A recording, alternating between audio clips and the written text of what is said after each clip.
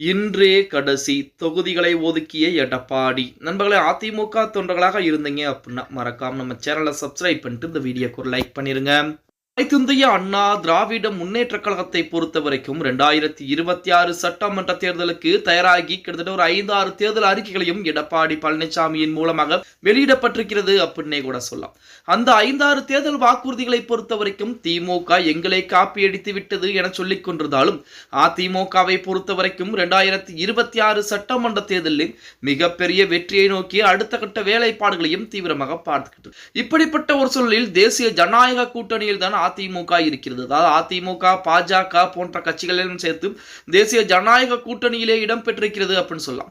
இந்த கூட்டணியின் மூலமாக வருகின்ற 23ஆம் தேதி பிரதமர் மோடி பங்கேற்கக்கூடிய கூட்டத்திலே நமது அதிமுக கூட்டணியில் யார் யார் இணைந்திருக்கிறார்களோ அனைவரையுமே ஒரே மேடையில் ஏற்றக்கூடிய வேலைப்பாடுகளை தற்சமயம் அங்கு இருக்கக்கூடிய தலைவர்கள் முன்னிருப்பாக பார்த்துக்கிட்டு இருக்காங்க.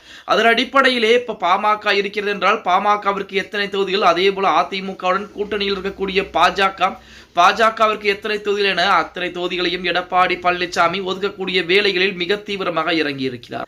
அதுவும் இன்றைய தினம் பார்த்தீங்க அப்படின்னா இன்றைய தினம் மாலைக்குள் இந்த கட்சிக்கு இத்தனை தொகுதிகள் தான் என எடப்பாடி பழனிசாமி ஒதுக்கி வைக்க இருக்கிறார் அப்படிங்கிற செய்திகள் தற்போது இணையதளங்களிலே உலா வந்து கொண்டிருக்கிறது அப்படின்னே கூட சொல்லலாம். 23ஆம் தேதி வாக்கிலே அனைத்து கூட்டணி கட்சிகளும் ஏன் டிடிவி தினகரன் முதற்கொண்டு அனைவருமே மோடி பங்கேற்கக்கூடிய அந்த கூட்டத்திலே வரப்போகிறார்கள். அதாவது அதிமுக பாஜக கூட்டணியில் இருக்கக்கூடிய அனைவருமே அந்த கூட்டத்தில் மேடை ஏற போகிறார்கள் அப்படிங்கிற செய்திகள் என்பது வெளியாகி கொண்டிருக்கூடிய இந்த வேளையில் இன்றைய தினம் மாலைக்குள்ளாகவே ஒவ்வொரு எத்தனை கட்சிகள் இருக்கிறது, தமிழ் மாநில காங்கிரஸ் இருக்கிறது, பாமக இருக்கிறது, தேமுதிகவிடம் பேச்சுவார்த்தை என்பது நடத்தி முடிக்கப்பட்டு விட்டது.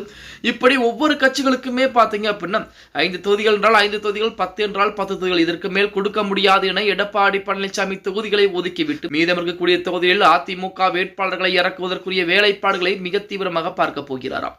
அதன் அடிப்படையிலே இன்னும் ஓரிரு வாரங்களிலே கண்டிப்பாக தமிழகத்தில் 2026 சட்டமன்ற தேர்தலுக்குரிய தேதி என்பது அறிவிக்கப்பட்டுவிடும். அப்படி தேதி அறிவிக்கப்பட்டு கொஞ்ச நாட்கள் ஆன பின்பு முழுவதுமாக தேர்தல் ஆணையத்துடைய கட்டுப்பாட்டிலே தமிழகம் முழுவதும் செல்வதற்கு அதிகப்படியான வாய்ப்புகள் என்பது இருக்கிறது. அதன் காரணமாக இப்போதிருந்தே பார்த்தீங்க அப்படின்னா தொகுதிகள் ஒதுக்கக்கூடிய வேலையிலும் அதே போல எத்தனை தொகுதியில் அதிமுக போட்டியிடுகிறது, அந்த தொகுதியில் யார் யாரை களம் இறக்க வேண்டும், அதுவும் ஒரு 70 புதுமுக வேட்பாளர்களுக்கு எடப்பாடி பழனிசாமி வாய்ப்புகளை கொடுக்க இருக்கிறார்கள். அந்த புதுமுக வேட்பாளர்கள் யார் யார் என அனைத்து விவரங்களுமே இந்த ஜனவரி மாத இறுதிக்குள்ளாகவே அதிமுகவின் சார்பாக அதிகாரப்பூர்வமாக வெளியிடுவதற்கு அதிகப்படியான வாய்ப்புகள் என்பது இருக்கிறது அப்படிங்கிற மாதிரி செய்திகள் தான் தற்போது இணையதளங்களிலே உலா வந்து கொண்டிருக்கிறது அப்படின்னே கூட சொல். 2026 சட்டமன்ற தேர்தலிலே அதிமுக பாஜக கூட்டணி என்பது மிகப்பெரிய வெற்றி கூட்டணியாக மாறுவதற்கு அதிகப்படியான வாய்ப்புகள் என்பது இருந்து கொண்டுதான் இருக்கிறது. பொறுத்திருந்து பார்க்கலாம்.